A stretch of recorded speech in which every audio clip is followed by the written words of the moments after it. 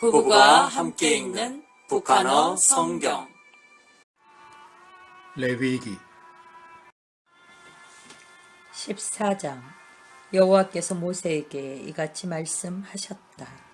문둥병자가 정결하게 되는 날 곧 그 사람이 제사장에게 인도될 때에 관한 규정은 이러하다. 제사장은 진영 밖으로 나가 살펴보고 그 환자가 문둥병에서 나았으면 제사장은 정결함을 받게 될 그 사람에게 명령하여 살아있는 정결한 새 2마리와 삼나무와 홍색 실과 우슬초를 가져오게 하고, 또 제사장은 그에게 명령하여 그 새 한 마리를 흐르는 물 위에 질그릇 안에서 잡게 하고, 살아있는 새는 삼나무와 홍색 실과 우슬초와 함께 가져다가 흐르는 물 위에서 이미 잡아 죽인 그 새의 피에 모두 찍어서 문둥병에서 정결함을 받게 될 그 사람에게 7번 흩뿌린 후에 그를 정결하다고 선언해야 하며, 그 다음에 살아있는 새는 들판에 놓아 주어야 한다. 정결함을 받게 될 그 사람은 자기 옷을 빨고 털을 모두 밀고 몸을 물로 씻어야 하니 그리하면 그가 정결하리라. 그 후에 그는 진영에 들어갈 수 있으나 이래 동안은 자기 장막 밖에 머물러야 한다. 그리고 이렛날에 그는 모든 털을 밀되 자기의 머리카락과 수염과 눈썹과 몸의 털을 다 밀고 자기의 옷을 빨고 물로 몸을 씻으면 그가 정결하리라. 여덟의 날에 그는 흠없는 어린 수양 2마리와 한 살배기 흠없는 암양 1마리와 기름 섞은 고운 가루 10분의 3 에바의 곡식 제물과 기름 한 녹을 가져와야 한다. 정결의식을 행하는 제사장은 정결함을 받게 될 그 사람과 그 제물들을 만남의 장막 입구 여호와 앞에 두고, 어린 수양 1마리를 가져다가 기름 한 녹과 함께 배상 제물로 드리되 여호와 앞에서 흔들어 흔듦 제물로 드려야 한다. 이때에 그는 그 어린 수양을 거룩한 장소 곧 속죄 제물과 태움 제물을 잡는 곳에서 잡아야 한다. 그 배상 제물은 속죄 제물같이 제사장의 것이니 그것은 지극히 거룩하다. 제사장은 그 배상 제물의 피를 일부 취하여 정결하게 되려는 사람의 오른쪽 귀부리와 오른쪽 엄지손가락과 오른쪽 엄지발가락에 바르고, 제사장은 또 기름 한 녹의 일부를 취하여 자기 왼쪽 손바닥에 따른 후에 오른쪽 손가락으로 왼쪽 손바닥에 있는 기름을 찍어 7번을 여호와 앞에 흩뿌려야 한다. 또 제사장은 손바닥에 남아있는 기름을 정결함을 받게 될 그 사람의 오른쪽 귓부리와 오른쪽 엄지 손가락과 오른쪽 엄지 발가락에 발라야 하는데 이것은 배상 제물의 피를 바르는 곳이다. 그리고 제사장은 그의 손바닥에 남은 기름을 정결함을 받게 될 그 사람의 머리에 바르고 그를 위하여 여호와 앞에서 속죄해야 하며, 제사장은 속죄 제사를 드려 부정함으로부터 정결하게 되려는 사람을 위하여 속죄하고 그 후에 태움 제물을 잡아야 하며, 제사장은 태움 제물과 곡식 제물을 제단에 드려 그 사람을 위하여 속죄해야 한다. 그리하면 그가 정결하리라.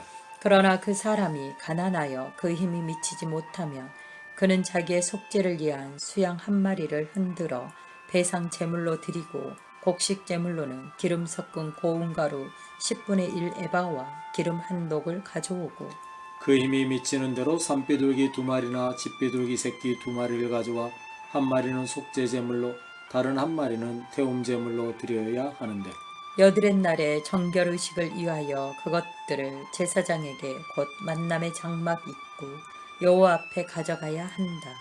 그리하면 제사장은 배상 제물인 어린 양과 기름 한 녹을 가져다가 여호와 앞에 흔들어 흔듦 제물로 드리고, 또 제사장은 배상 제물인 어린 양을 잡고 그 배상 제물의 피를 일부 취하여 정결함을 받게 될 그 사람의 오른쪽 귓부리와 오른쪽 엄지 손가락과 오른쪽 엄지 발가락에 발라야 한다.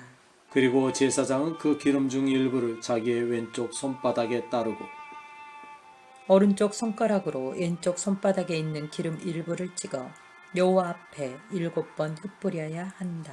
또 제사장은 그의 손바닥에 있는 기름을 정결함을 받게 될 그 사람의 오른쪽 귀부리와 오른쪽 엄지손가락과 오른쪽 엄지발가락에 발라야 하는데 이것은 배상제물의 피를 바르는 곳이다. 제사장은 손바닥에 남은 기름을 정결함을 받게 될 그 사람의 머리에 발라 여호와 앞에서 그 사람을 위하여 속죄해야 한다. 그 사람은 힘이 미치는 대로 산비둘기 1마리나 지피둘기 새끼 한 마리를 들이되 그의 힘이 미치는 대로 드린 한 마리는 속죄 제물로 다른 한 마리는 곡식 제물과 함께 태움 제물로 드려야 하며 이때 제사장은 여호와 앞에서 정결함을 받게 될 그 사람을 위하여 속죄해야 한다. 이것은 문둥병에 걸렸던 환자로서 정결함을 받기 원하나 그 힘이 미치지 못하는 사람에 관한 규정이다. 다시 여호와께서 모세와 아론에게 이같이 말씀하셨다. 내가 너에게 소유로 주는 가나안 땅에 들어갔을 때 너희 소유인 그 땅에서 어떤 집에 문둥병의 징후가 생기게 되면 그 집 주인은 제사장에게 가서 말하기를 내 집에 곰팡이 같은 것이 생겼습니다 해야 한다.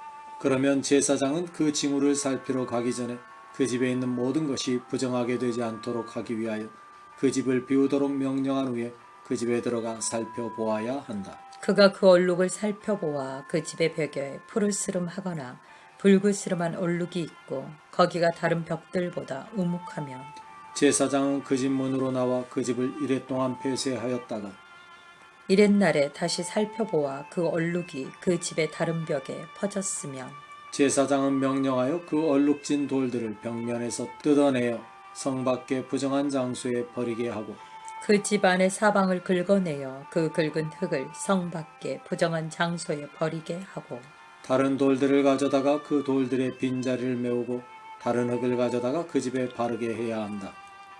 그러나 그 돌들을 뜯어낸 후에 그리고 그 집을 긁어내고 흙 반죽을 다시 바른 후에 그 얼룩이 그 집에 다시 나타나며 제사장은 또 가서 살펴보고 그 얼룩이 그 집 안에 퍼졌으면 그 집에 악성 문둥병이 있는 것이니 이는 부정하므로 그 집을 헐게 하고 그 집의 돌과 나무와 그 집의 흙을 모두 성 밖에 부정한 장소에 내다 버리게 해야 한다. 그 집이 폐쇄된 동안에 거기에 들어가는 사람은 저녁까지 부정하며 그 집에서 자는 사람은 그 옷을 빨아야 하고 그 집에서 음식을 먹은 사람도 그 옷을 빨아야 한다. 그 집에 새로 흙반죽을 바른 후에 제사장이 들어가서 살폈으나 얼룩이 그 집 안에 퍼지지 않았으면 그 병이 치유된 것이니 제사장은 그 집이 정결하다고 선언해야 한다. 이때에 그는 그 집을 정결케 하기 위하여 새 2마리와 삼나무와 홍색 실과 우슬초를 가져다가 새 한 마리를 흐르는 물 위에 질그릇 안에서 잡고 삼나무와 우슬초와 홍색 실과 살아있는 새를 가져다가 잡아 죽인 새의 피와 흐르는 물에 모두 찍어 그 집을 향하여 7번 흩뿌려야 한다. 이처럼 그는 그 새의 피와 흐르는 물과 살아있는 새와 삼나무와 우슬초와 홍색 실로 그 집을 정결하게 해야 하며 살아있는 새는 성 밖 들에 놓아 주어야 한다. 그 후에 그가 그 집을 위하여 속죄하면 그것이 정결하리라. 이것은 온갖 문둥병 환부에 대한 규정이니 곧 백선과 옷과 집안에 생긴 문둥병과 부풀어 오르는 것이나 부스럼이 언제 부정하고 언제 정결한지를 결정하는 것으로 문둥병에 관한 규정이다. 아멘.